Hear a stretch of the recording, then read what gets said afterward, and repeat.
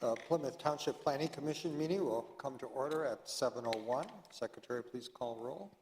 Kendra Barberina is here. Dennis Sabolsky. Here. Jim Harb. Here. John Itzel. Here. Bob Dorshevitz. Here. Keith Postel. Here. Bill Pratt. Here. Okay, and we have motion for the approval of this evening's agenda. I have no changes. Mr. Chairman, I move we approve as submitted. Support. Moved by Commissioner Pratt and supported by Commissioner Barberina to approve tonight's agenda as submitted. All in favor signify by saying aye. Aye. Opposed? Motion carries. And is there a motion for the approval of our last meeting of April 18th? Mr. Chairman, I move we approve the. Could you hold? I have a change, I think. You have it. I think so. It's the motion that you made. Oh, I think I saw that. Yeah, that I thought we ought to put it, we extended. Something says North Territorial where it should too. Well, maybe you have that. It's that, I think it was that site plan. Yeah, site on page 2, Dennis? Correct. Sidewalk along North Territorial. Is that right? Well, that's one for you. Okay. I think maybe, Laura, did you make that change on the minutes that I had emailed you about? No, I did not. They were already printed. Okay, so it's a period up to April 2019. So I'm okay with that. As long, because that would be our April meeting. So now that I read it again, I don't have a problem with it. Oh. So you ready for a motion? Yeah, okay, so we're not changing. No. Okay. I move we approve as submitted. Support. Moved by Commissioner Pratt and supported by Commissioner Barberina to approve the minutes of April 18th as submitted. All in favor signify by saying aye. Aye. Opposed? Motion carries. Is there anyone here that wishes to speak on a non-agenda item? Okay, hearing none, we'll move on to old business for application 2248-0517, the Adient Expansion Project. Ms. Howe, your report.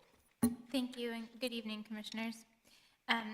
This application for the Adient expansion was reviewed by the Planning Commission last year, and then in August of 2017, the Planning Commission did grant final site plan approval. The applicant has since scaled back the plans. That they were never submitted for final stamp. They were working towards that, and then some changes in their business model occurred.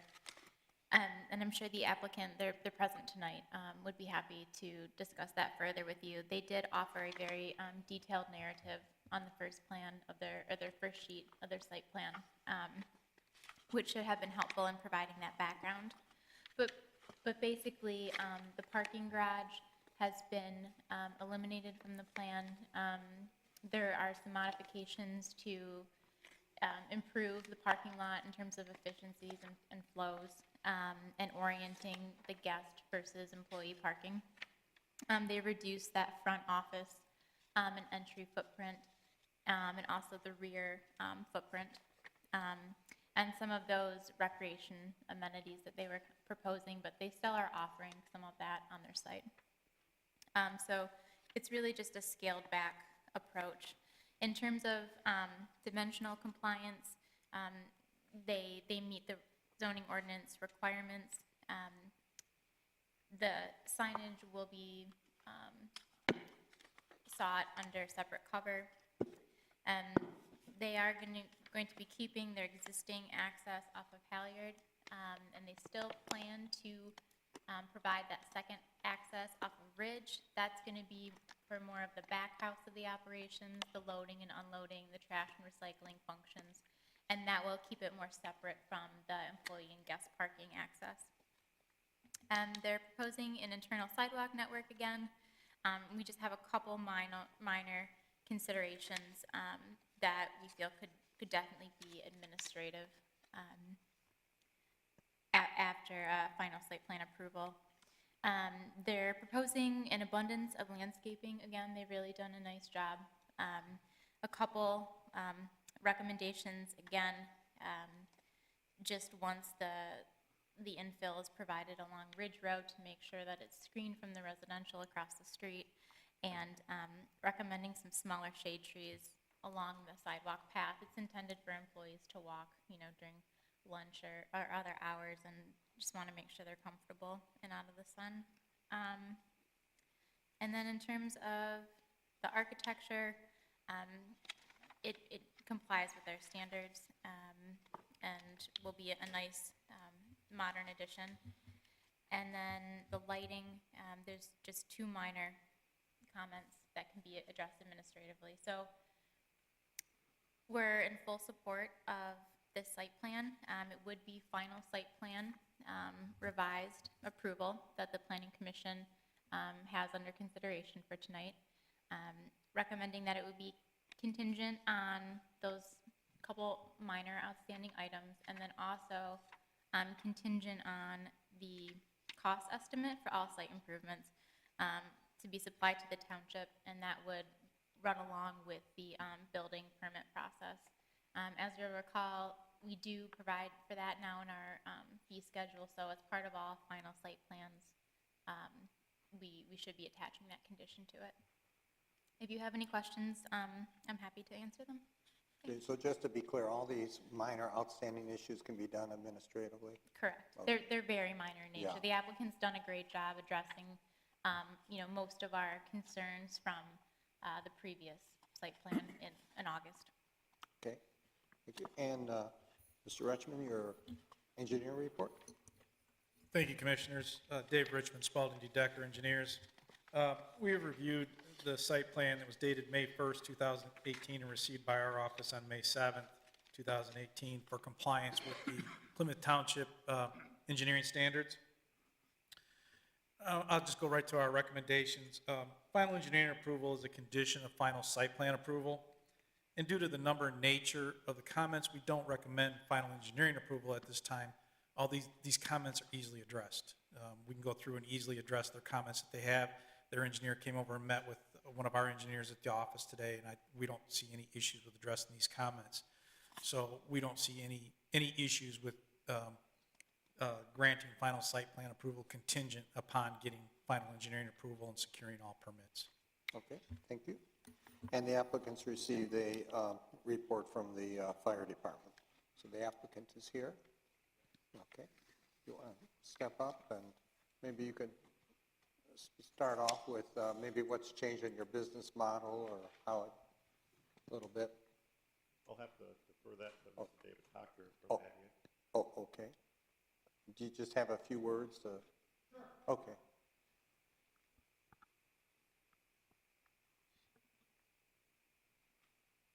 Yes, thanks again for the opportunity to present our project once again. Our business model is changing at Adient.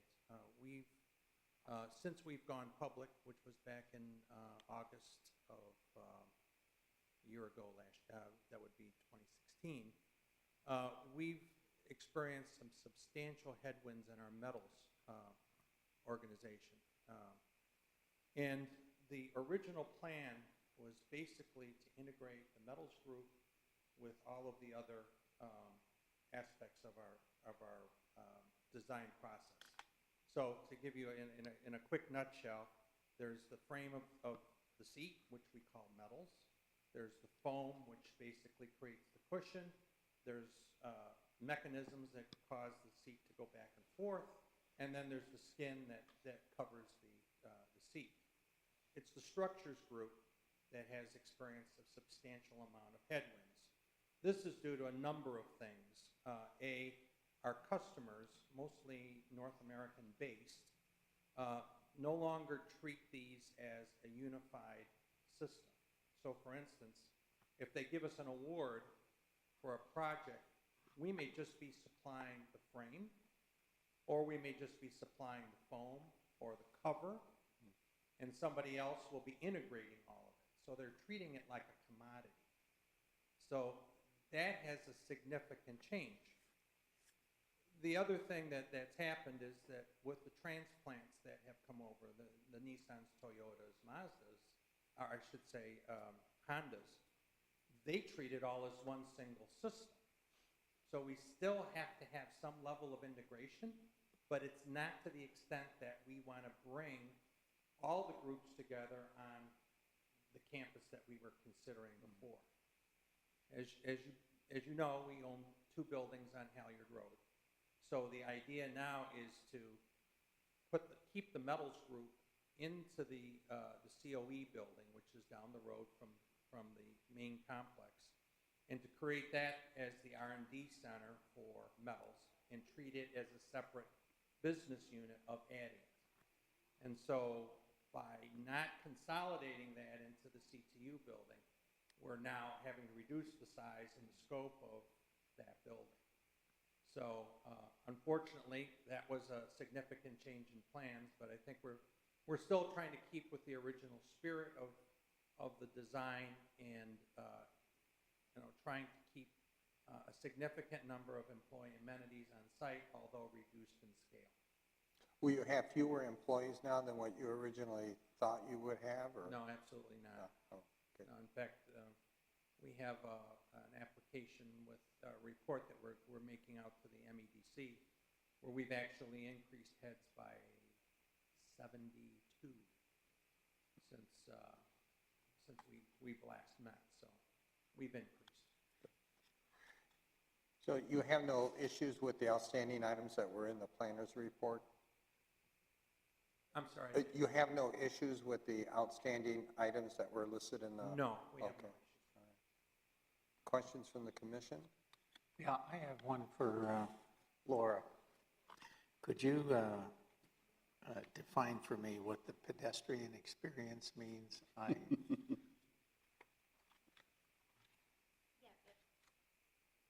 Sorry about that, I'm happy to. So if we're looking at the plan and we're looking at the southern middle portion where the Boulevard Drive is coming off of Halyard, the proposed sidewalk just kind of dead ends there. And then at that point, you're really just, if you're using the sidewalk for a loop or taking it anywhere, you're just kind of in the middle of the road. So all it needs is some sort of crosswalk over to the east side and then to run up. And if I could just correct you a little bit there. So this walk that wraps around the site, people come out of the fitness center in this corner of the building. There's a walk that's going to be created here across the parking islands. This little trail to the sand volleyball court, some other amenities. That trail continues along this edge here, and then it actually crosses this drive, and there's a walk that takes them back up around the building to that door. So there is actually on-site loop. It's a loop, yeah. That's been created. We did not,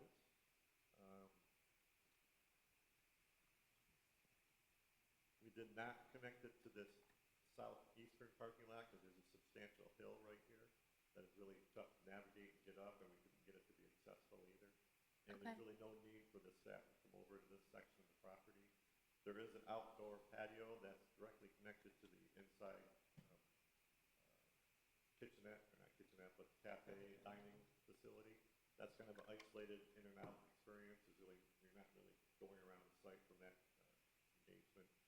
So we're not real sure we can get that connectivity, or that we even really want the pedestrians to go across that berm and then up that hill.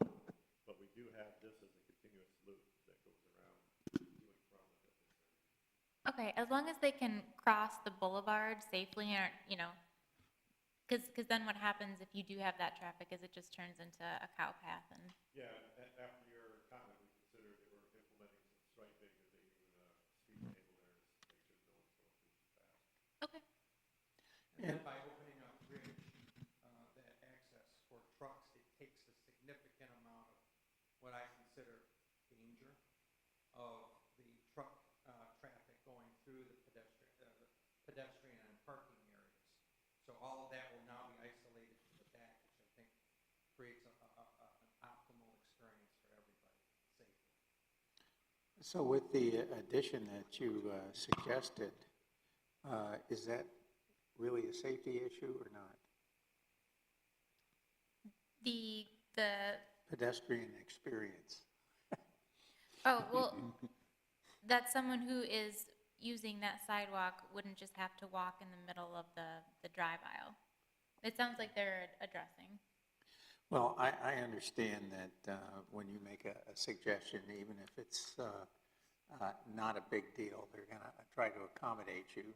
You know, that's just good business. But I would always on something like this, unless it's a safety issue, that it be the recommendation not be a requirement, but rather for the company to decide what makes sense for them to do.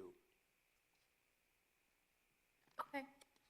Well, I think I tried to accomplish that by saying it is recommended that further consideration. Okay.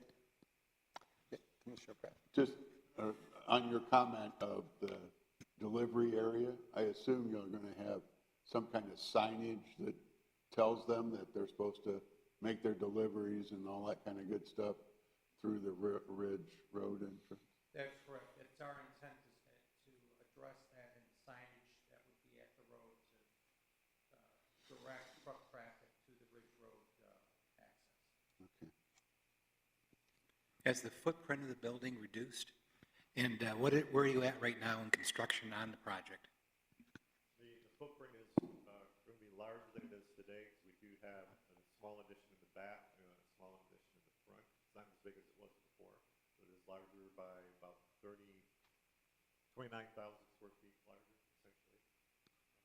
And in terms of construction status, this little finger that you kind of see off the back right here, that is the brand new mechanical, electrical, plumbing main room of the building. We're relocating all the utilities to it. That's under construction today. If we would drive by, you see the shelves up, and the power is being rerouted, and the water and the gas is being rerouted as we speak. That was permitted as a standalone project outside of this approval. And then we have a first bid pack for an interior portion in for permit at this time. We expect that to be issued any day and start in June. And then over a series of phases, because this is an occupied building fairly well full, we're going to be moving people around and doing different phases over the next couple of years. The northeast or the northwest addition is the very first stage of construction of the property. So you'll see that northwest addition added, as well as all the parking and site changes in that northwest corner. How much difference is it, other than the amenities, than when Johnson Controls operated there? I'm not sure what Wasn't that the Johnson Controls building? it originally was. Johnson Controls. Yeah. Was it roughly the same size?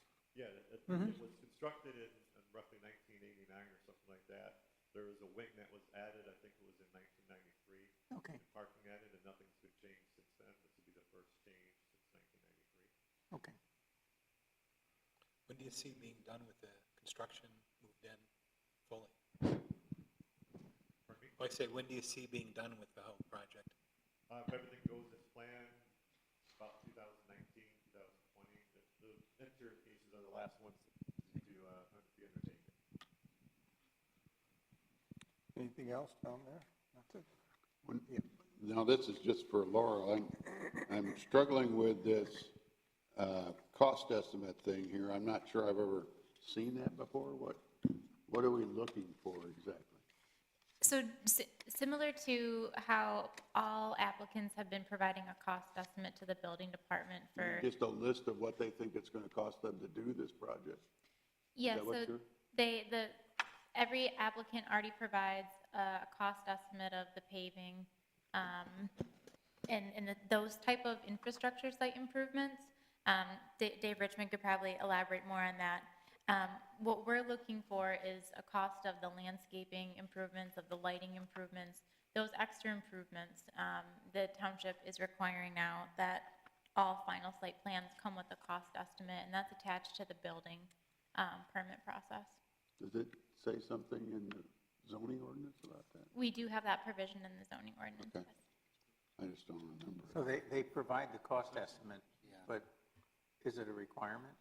Yes. I mean, a requirement to provide it, but if they come in under that, I mean, they aren't required to spend up to that.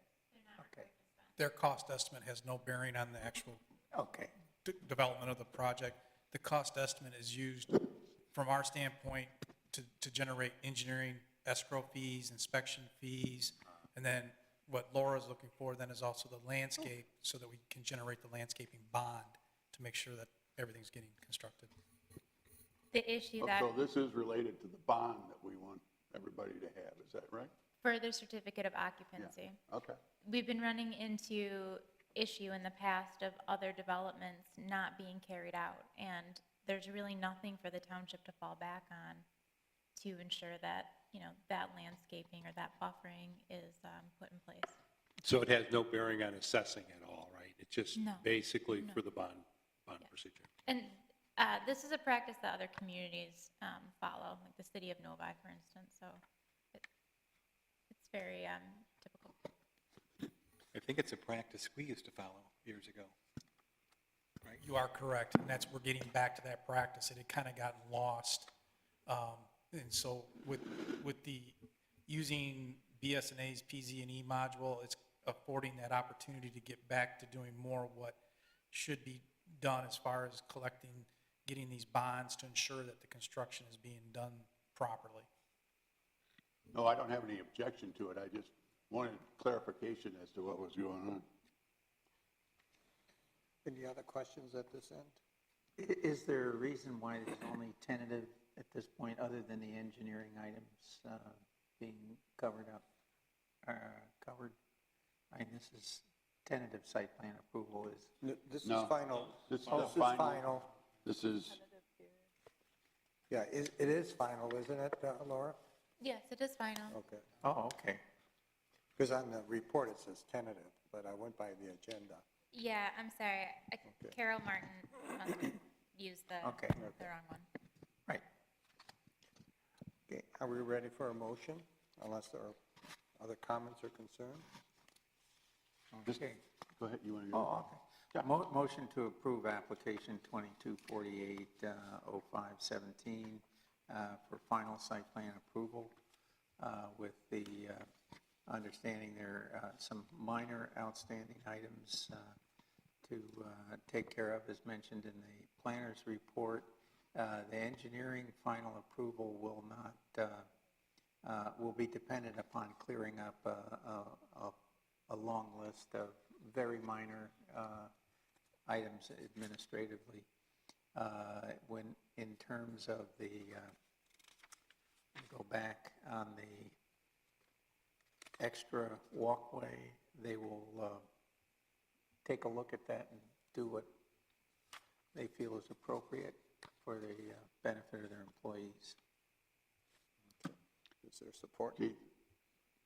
And probably a little mention of the cost estimate as well, that Laura wanted to have in the motion.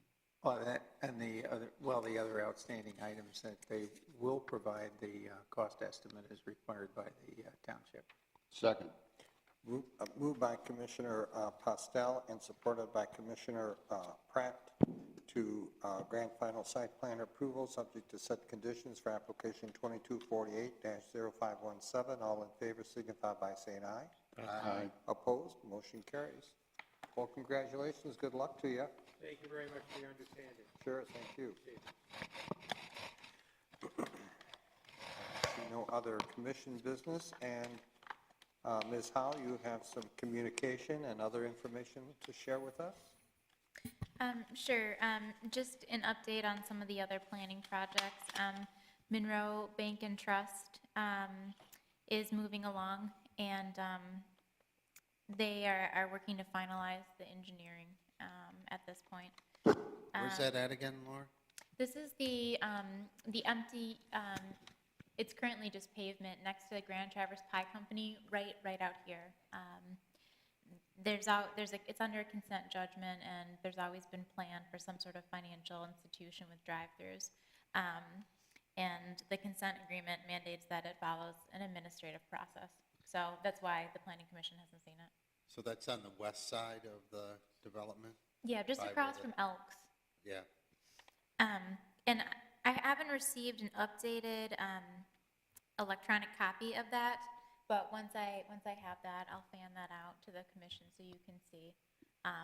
They've made and complied with all of the recommendations that we've had, and we've gone through many iterations with them. So,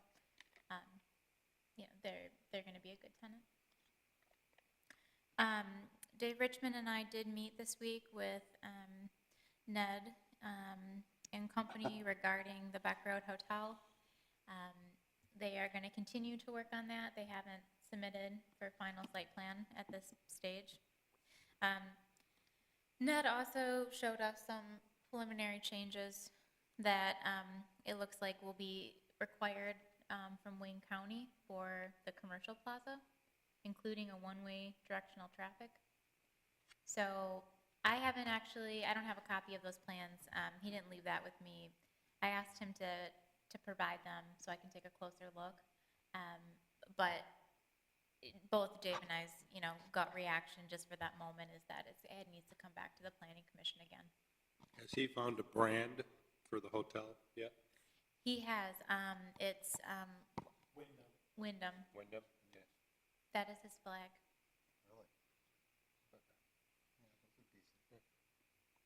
And it sounds like, why am I blanking on them? The pizza parlor. Oh, Buddies? Yes, I was gonna say Benny's or something. Buddies. They are looking to occupy the Ruby Tuesdays spot. Can't get too much pizza. Can't get too much Buddy's pizza. So the Ruby Tuesdays will be vacating that building when their lease is up? Is that the? It sounds like it, and because of the timing, he'd like to have them come through separately for their, corporate standard for their facade, but in some interior remodel. So he said depending on the brand, that we may have, or they may build a banquet-type facility within. Do we know if that has the requirement of a banquet facility? He hasn't provided the floor plans to us at this point, so. They were still talking about that, because they're still talking about having that walkout in the back. Any update on the Max and Irma development that he's involved in? That's the one where Wayne County is making him do the Oh, on that, one-way. okay. So he's gonna have to come back. For that one. Is my gut feeling with that. Oh, goody, we Right, get to not see having that him here again. because- It's like a bad penny, it just keeps turning up. The owner of Gray's Greenhouse on Lily and Joy, that northeast corner, they have submitted for a Class A non-conforming designation so that the greenhouse and the single-family home can continue to operate. It's non-conforming in terms of the use. And we will be considering that at the June 20th Planning Commission meeting. And, I haven't done the review yet, but I've met with them a number of times and in full support. They have some larger plans for that area, and it will be a really nice addition to the township, something unique. I'm sure that you've heard about the Phoenix Mill Road Yard development. I think we've talked about this before, and that Wayne County has selected. They haven't finally signed. As soon as that is in effect, they would like to make a presentation to the Board of Trustees, and I'd love to have the Planning Commission attend as well. I think it would be great to really hear their presentation. They've done their homework on understanding the history of the site, and it's really interesting. And it will be a destination for the township. When might that be? Well, they wanted to do it this week, but they still hadn't finalized the agreement. So we're looking at a date in June. Once we hear from them that the agreement's finalized, we'll start that what date is best process. We did receive a submittal also for redevelopment of the courthouse grill. They're looking to do a PUD on that site. Again, I haven't even. The plans haven't even been stamped. That's how recently they just came in. But they are looking to do residential on that site. Similar to what was done across the street at the Ravines. Have they indicated whether it would be a rental or for sale? I believe they're looking at rental. Rental.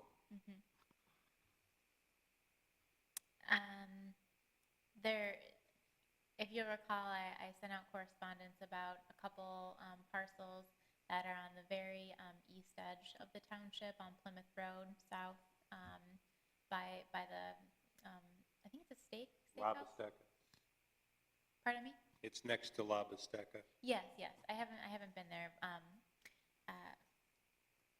But next to that restaurant, there's, it's 2 parcels actually, and 3 lots. And they're looking at doing residential there. And I know that, you know, I've shared with them the commissioner's thoughts, for the responses that we had, and they still would like to pursue it. So, I think they're gonna be applying for rezoning for that area, either in, well, it's gonna be July at this point, if they decide to do that. This is on Plymouth Road? Mm-hmm, Oh, okay. This is not the piece on Ann Arbor Road? no. Oh, okay. You said the commissioner's response, what is that? A couple weeks ago, we sent out an email asking for feedback on, you know, if there's any history with the discussion on the site and what the initial thoughts were. And I think we received about half of comments from the commission, feedback from half. So that information was shared with the applicant, Ms. Leo Sove, who's looking at that site. So we'll see if an actual application is made. I also met with Al Jonah. He is interested in doing that rezoning for a picnic basket to the C2, and he will be following up with that application either in June or July.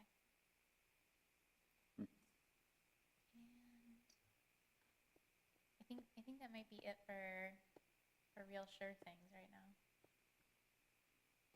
Nothing on Kmart? Oh, yes, I'm sorry. Yes, Grand Sakwa would like to move on that.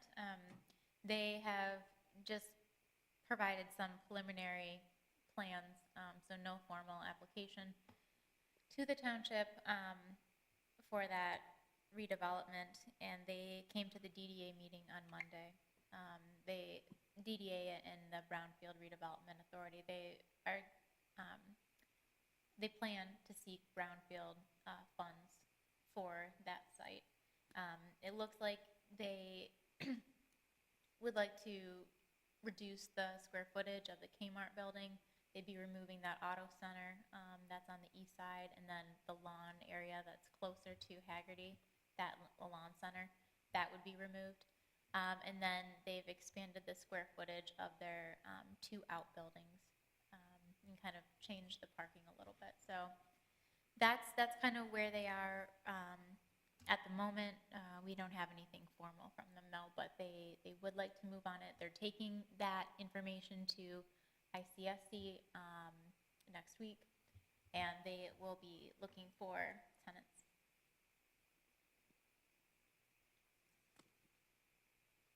And then as far as the Board of Trustees action, they did approve the joint Plymouth Recreation Parks and Rec Plan, and at last evening's Board of Trustee special meeting, they approved the cluster housing option for both Verona Park for the 14 units and for the Ponds at Andover, Bruce Michaels development for 7 single-family units. And they did not attach any other conditions, just as recommended by the commission.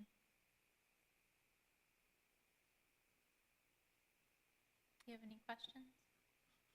Yeah, I've got 2. Okay. Where are we, as perhaps you know, I was at the last, not yesterday's Board of Trustees meeting, but the previous week's Board of Trustees meeting concerning the fence thing.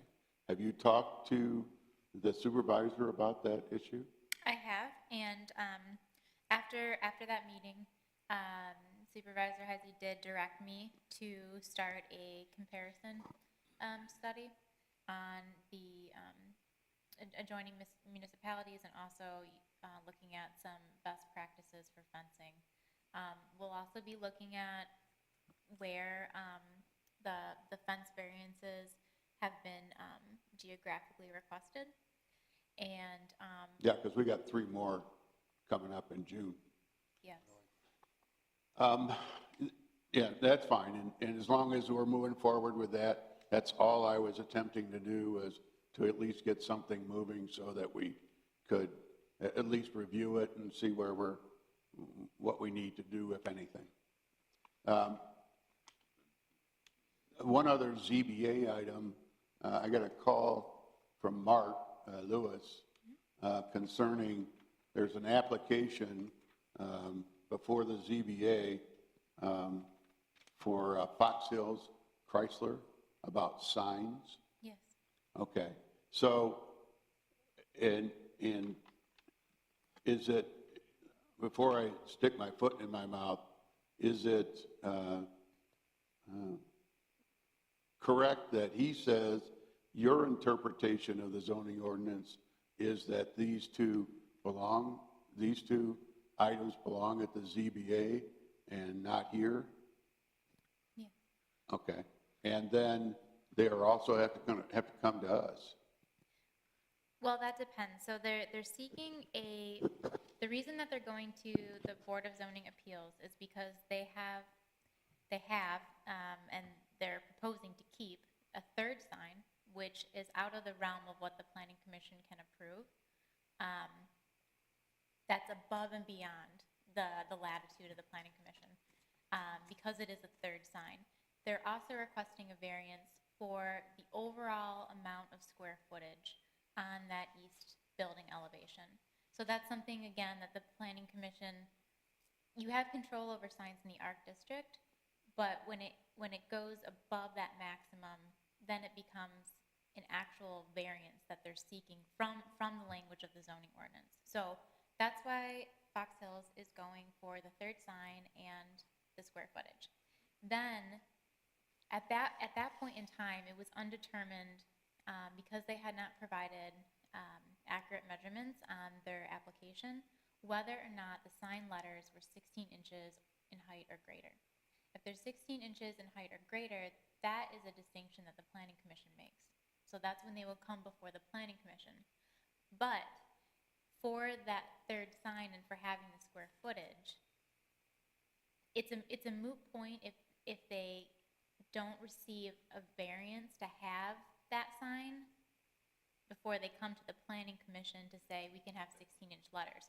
Because the reverse is that they go to the how it's supposed to work is they go to the ZBA and they receive or don't approval for the signs. If they do receive approval for the signs and they want to keep the letters at 16 inches or greater, then they have to come to the Planning Commission. If the Planning Commission says no to the 16-inch letters, then they still can have that third wall sign. They still can have that square footage, but the letters have to shrink, so they have to repaint the signs.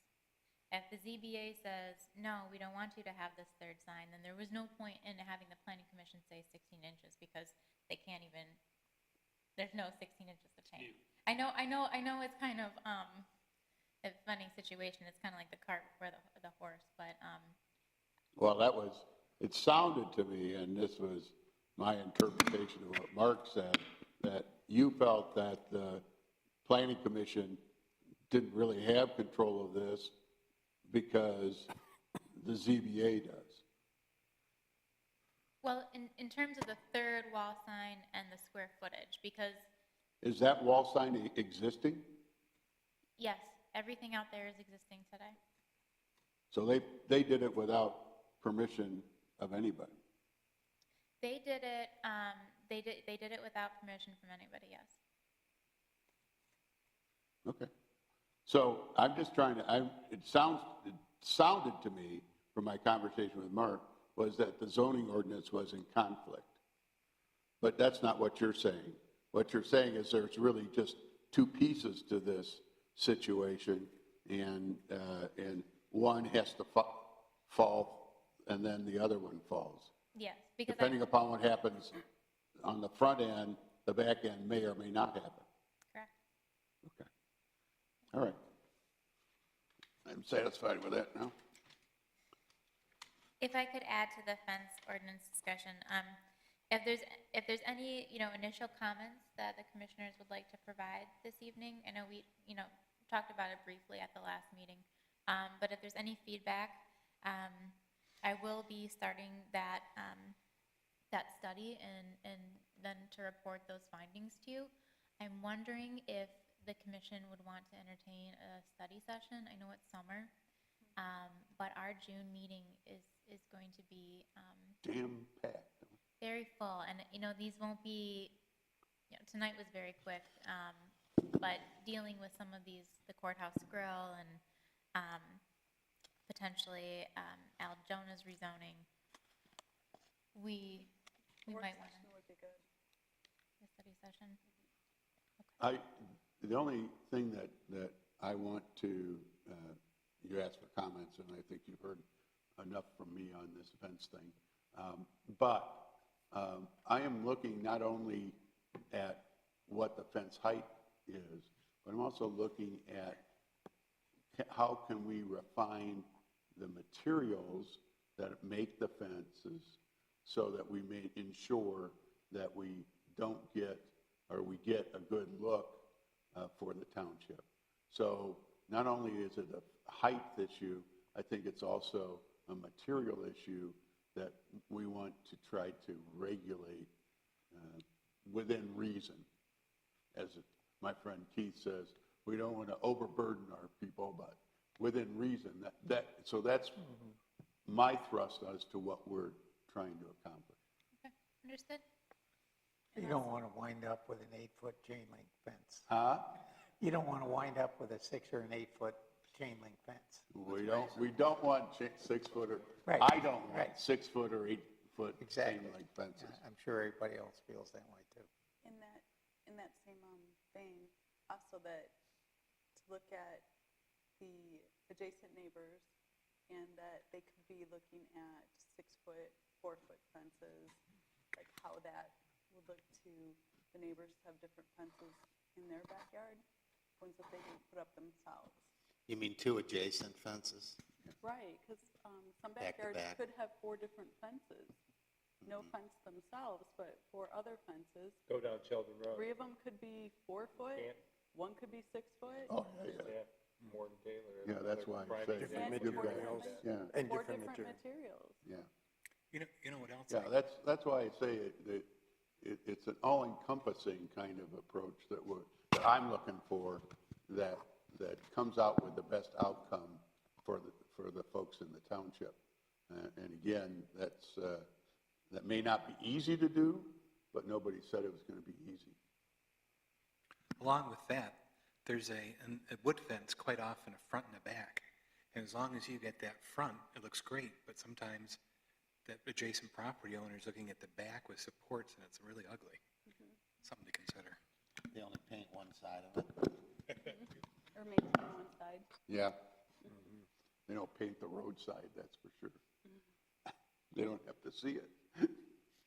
So I'm curious, and I mean, Kendra, you provided some comments the last time, and I mean, I think you're definitely a significant stakeholder. For me personally, it doesn't impact me, but I wonder if, kind of my general thought is that, as we've discussed before, over the years, people have come to the ZBA, and they come really for a limited number of reasons. Either it's a privacy fence, or maybe they have a dog, or they live on a main road, stuff like that. And they're always approved. And so I always kind of felt bad that they pay, what is it, $200? And, it's going to get approved anyway, right? So I would wonder, I don't know if this is knowable, but if the fence ordinance were relaxed, would that propagate more, would that breed more fences?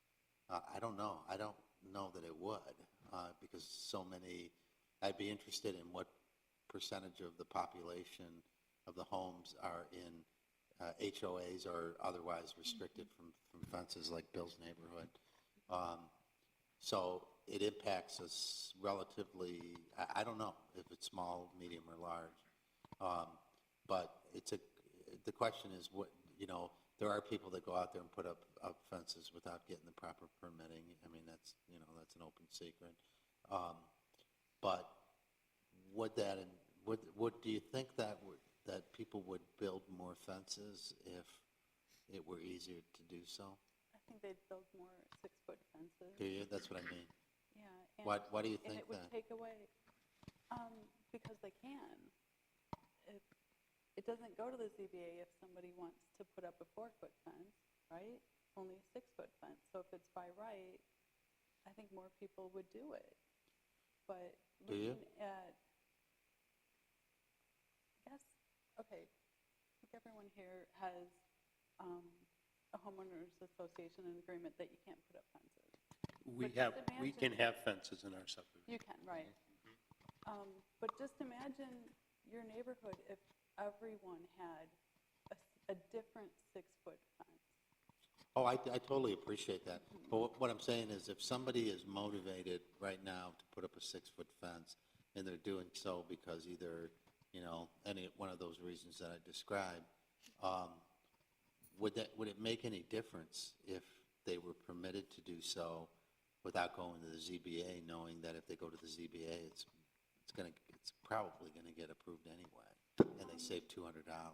Well, one thing though is that if you go to the ZBA, your neighbors get noticed, and that instigates conversations between neighbors, and there's no way to know how many fences were held at 4 foot or were never put up because the neighbor said, I really don't want to do that, or I don't want a 6-foot fence in my backyard. I would go to the ZBA and complain, and then it, may not get approved. Yeah. So it takes away the rights of the adjacent property owners if the 6-foot fence is by right. I remember back when I think the first 6-foot fence was approved down the street here on Ann Arbor Road, and I believe it was for an autistic boy, and the parents wanted extra protection from Ann Arbor Road, and that was a big deal. Is this a slippery slope? Are we going to start approving 6-foot fences for whoever wants it? It was a big deal back then. I mean, that was probably 18 years ago or something, a long time ago, early on when I was in the commission, but it was a big deal back then, and I guess I question why so many are approved. Because it used Maybe to be you a want to big be deal on the then. ZBA. Why don't you volunteer for it? My point, and I don't, as I said to you last, we can agree to disagree, and I disagree. But that, I guess my question for Laura is, did I hear you say you're going to find out as part of this study where they have been approved? Okay, and show us on a map or something like that? Yeah, we can do a quickly, like a general location map in the different subs of how many fence variances are granted. Yeah, I think that would be real interesting. And, we go from there. And as I say, I'm just looking to investigate it, and I don't,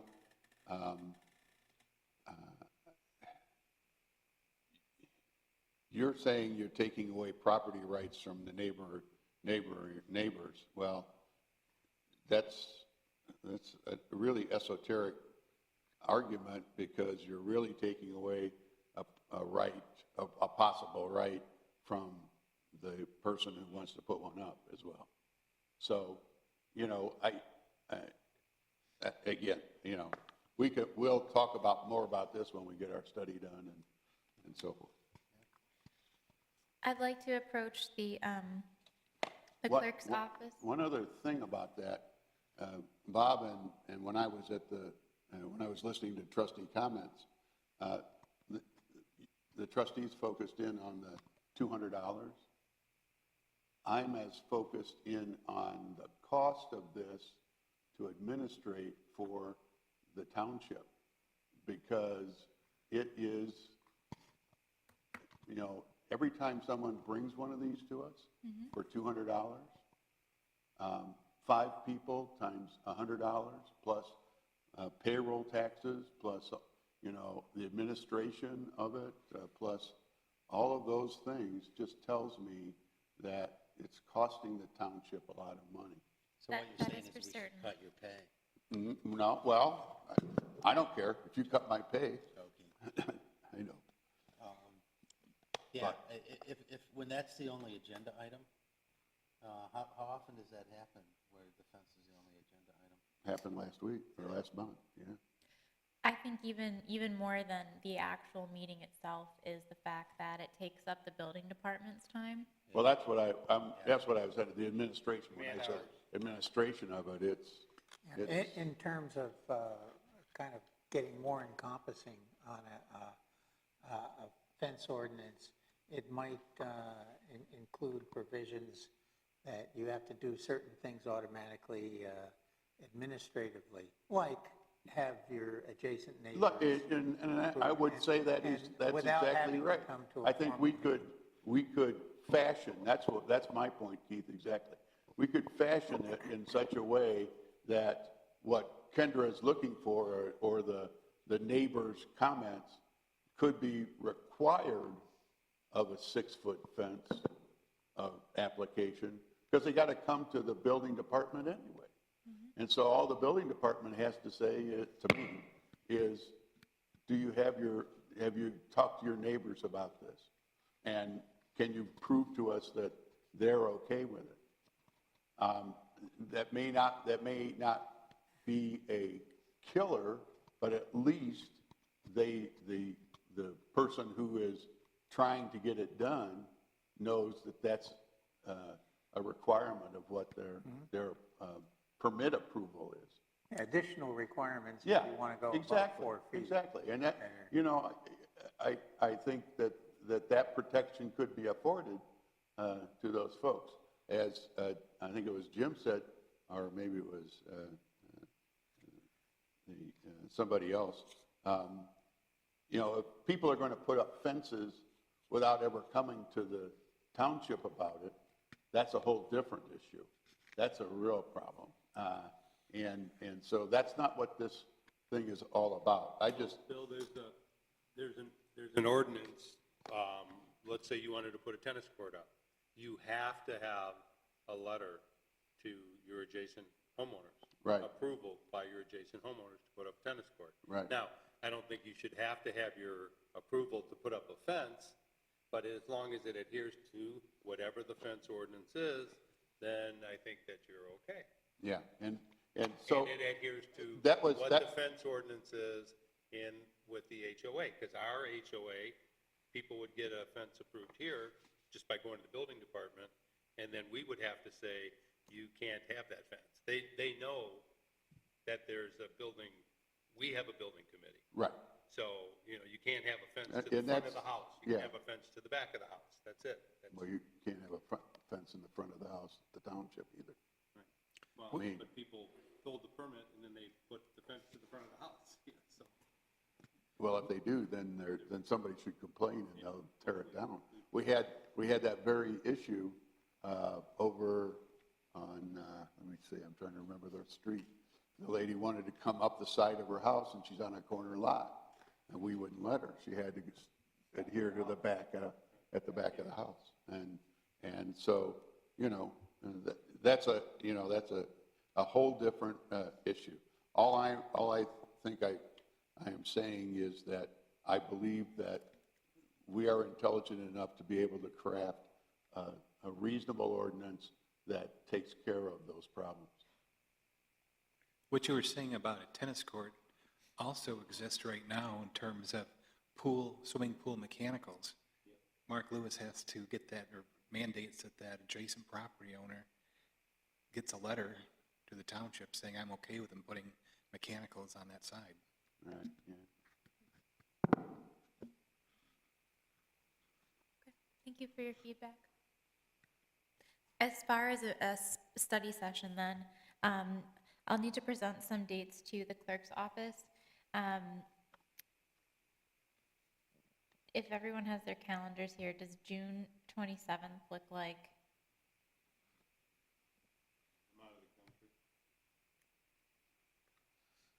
or is there another night than Wednesday that works for the board? You wouldn't have it on June the 6th, when we had the study sessions on a regular basis, they were always that first Wednesday of the month. Or you, is it too soon? Too quick to get the date. Yeah, that's what I'm, Yeah, it just might be a little too soon because you'll want that information in advance. okay.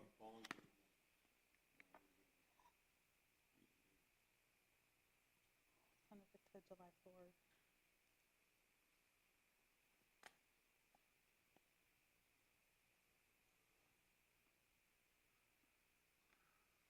Could try July 25th. That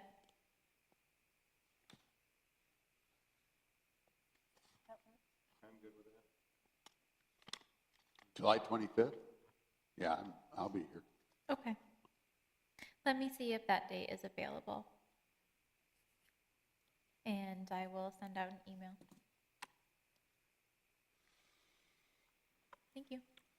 Any other comments, concerns, questions from anyone?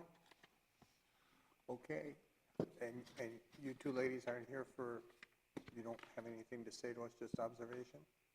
Okay, great. All right, is there a motion for? I move we adjourn. Support. Moved by Commissioner Pratt and supported by Commissioner Barberina to adjourn the meeting at 7:56. All in favor signify by saying aye. Aye. Opposed, motion carries, adjourned.